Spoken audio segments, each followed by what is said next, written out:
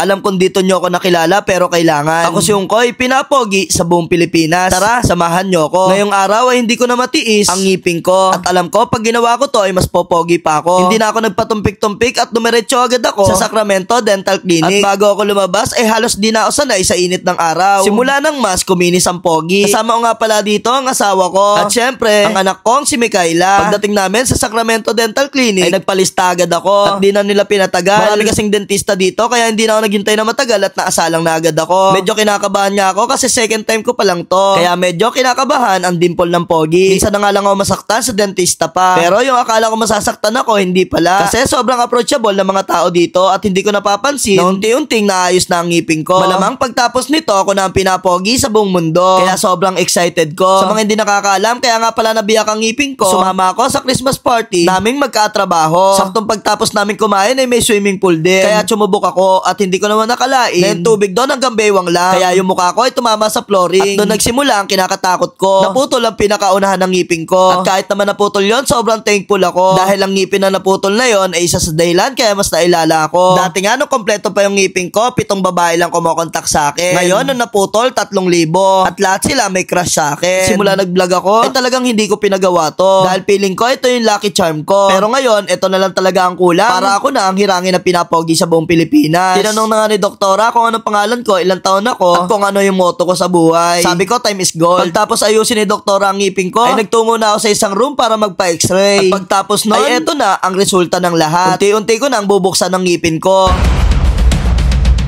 Bungi pa rin ako. Nagpalinis nga lang pala ng ngipin sa Sacramento Dental Clinic. Gusto ko nga sanang ipaayos to, pero hindi ko talaga kaya. Dahil ito yung lucky charm ko at ito yung dahilan kung bakit ako nakilala. At feeling ko, pag pinaayos ko to, hindi na ako si Ungkoy TV na nakilala nyo. Salamat nga pala sa Sacramento Dental Clinic sa paglilinis ng ngipin ko.